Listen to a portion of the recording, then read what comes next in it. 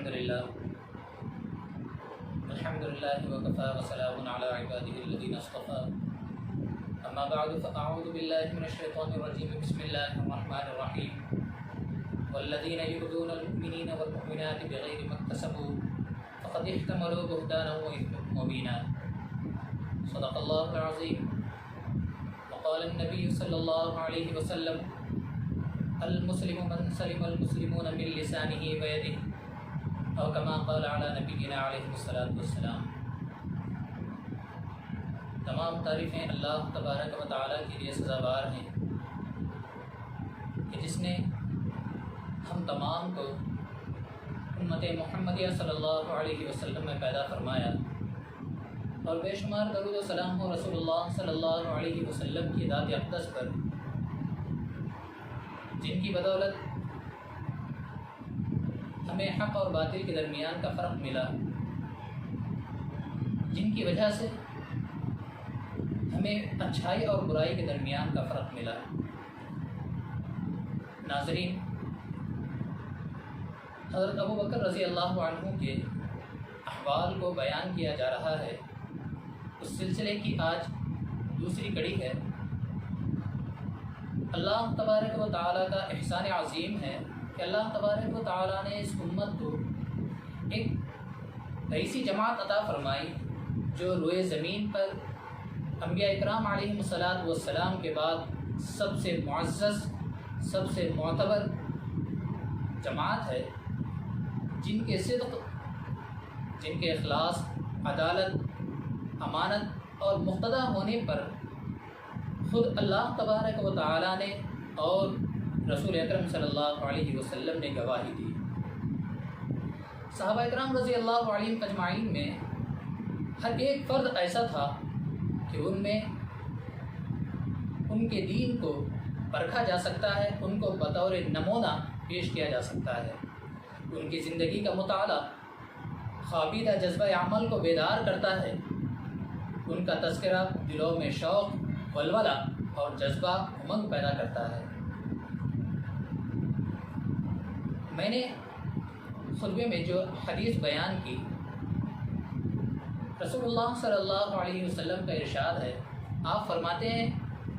کہ مسلمان وہ ہے جس کے ہاتھ اور زبان سے کسی کو کوئی تکلیف نہ پہنچے۔ اس حدیث کے مصداق حضرت ابوبکر صدیق رضی اللہ عنہ ہیں۔ ایک دفعہ کا واقعہ ہے، حضرت عبداللہ ابن عمرو ابن العاص رضی اللہ عنہ فرماتے ہیں، روایت کرتے ہیں کہ حضرت ابوبکر صدیق رضی اللہ عنہ نے ایک دفعہ جمعہ کے دن کھڑے ہو کر ارشاد فرمایا کہ جب صبح ہو جائے تو تم میرے پاس صدقے کے اونٹ لے آؤ تاکہ میں اس کو لوگوں میں تقسیم کر دوں۔ اور آپ نے یہ بھی ارشاد فرمایا کہ میری اجازت کے بغیر کوئی بھی اس اونٹ کے باڑے میں نہ جائے۔ ایک عورت نے اپنے شوہر سے کہا کہ یہ نکیل آپ لے لیں، یہ نکیل لے کر کے چلے جائیں، اللہ ہو سکتا ہے کہ ہمیں بھی کوئی ایک اونٹ دے دے۔ وہ شخص جب باہر آتے ہیں تو انہوں نے دیکھا کہ حضرت ابوبکر اور حضرت عمر رضی اللہ عنہما یہ دونوں صاحبین اونٹ کے باڑے میں جا رہے ہیں، تو یہ شخص بھی ان کے ساتھ ہو لیا، ان کے ساتھ چلا گیا۔ حضرت ابوبکر رضی اللہ عنہ نے جب اس شخص کو دیکھا تو پوچھا کہ تم ہمارے ساتھ کیا کر رہے ہو، تم ہمارے ساتھ کس لیے آئے ہو؟ یہ کہہ کر آپ نے اس کی نکیل ہاتھ میں لی اور اس کو مار دیا۔ جب آپ اونٹوں کی تقسیم سے فارغ ہو گئے تو آپ نے اس شخص کو بلایا اور اس کے ہاتھ میں نکیل دی اور فرمایا کہ تم اپنا بدلہ مجھ سے لے لو۔ حضرت عمر رضی اللہ عنہ یہ دیکھ کر فرمانے لگے، اللہ کی قسم یہ شخص آپ سے ہرگز بدلہ نہیں لے گا۔ اور آپ نے فرمایا، حضرت عمر نے فرمایا کہ آپ اس طرح سے مت کریں، اس طرح کی عادت نہ بنائیں کہ آپ نے تنبیہ کے طور پر اس کو سزا دی ہے۔ اگر آپ بدلہ لینے کے لیے اس سے کہیں گے تو پھر ایک عادت بن جائے گی، اس لیے آپ اس طرح سے نہ کریں۔ تو قربان جائیے حضرت ابوبکر صدیق رضی اللہ عنہ کی اس بات پر کہ آپ نے فرمایا کہ عمر کل بروز محشر اللہ کے دربار میں مجھے کون بچائے گا؟ تو حضرت عمر رضی اللہ عنہ فرمانے لگے کہ امیر المومنین آپ اس کو کچھ دے کر راضی کر لیں، لیکن وہ آپ سے بدلہ لیں، مجھے یہ مناسب نہیں لگتا، اس سے بہتر یہ ہے کہ وہ اس کو آپ کچھ دے کر اس کو راضی کر لیں۔ تو حضرت ابوبکر رضی اللہ عنہ نے اپنے غلام کو بلا کر فرمایا کہ جاؤ میرے پاس سے ایک اونٹ کجاوا، ایک کمبل اور 5 دینار لے کر کے آؤ، اور یہ سارے چیزیں لے کر اس شخص کو دے دیا اور دے کر اس کو آپ نے راضی کر لیا۔ ناظرین، یہ واقعہ ہمیں اس بات کی طرف لاتا ہے کہ ہمیں معاف کرنا، درگزر کرنا چاہیے، اور انجانے میں یا جان بوجھ کر ہم سے کوئی غلطی ہو جاتی ہے، ہم اگر کسی کے ساتھ برا سلوک کرتے ہیں تو ہمیں سب سے پہلے اس سے معافی اور تلافی کرنی چاہیے۔ حضرت ابوبکر رضی اللہ عنہ باوجود یہ کہ آپ امیر المومنین ہیں، آپ نے اس شخص کو تنبیہ کے طور پر مارا تھا، لیکن آپ کا دل یہ گوارا نہیں کیا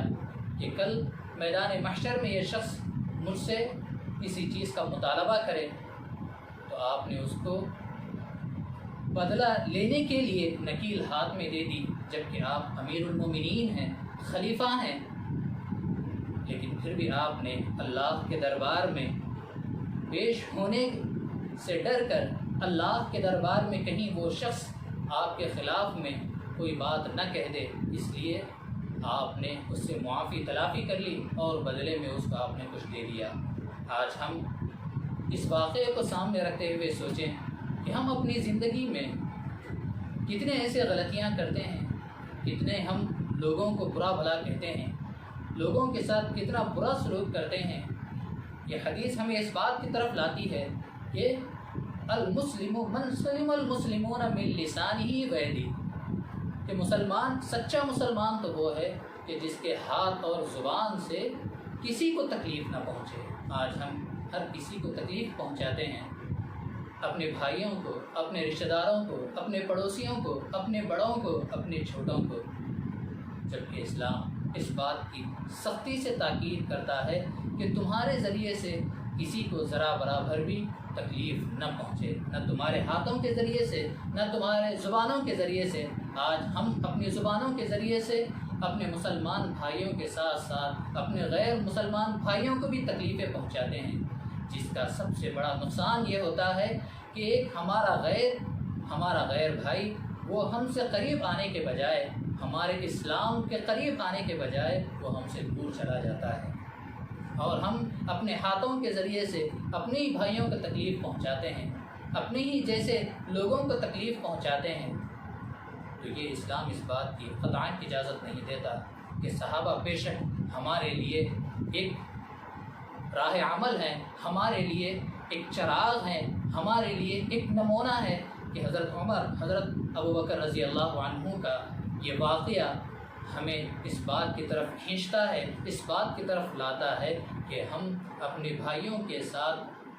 غلط برتاؤ نہ کریں، برا برتاؤ نہ کریں، برا سلوک نہ کریں۔ اگر انجانے میں بھی ہم سے کوئی غلطی ہو جائے تو ہم فوراً ان سے معافی تلافی کر لیں۔ اللہ تبارک و تعالی سب سے پہلے مجھے اور عموماً آپ سبھی حضرات کو عمل کی توفیق عطا فرمائے۔ وآخر دعوانا الحمد للہ رب العالمین۔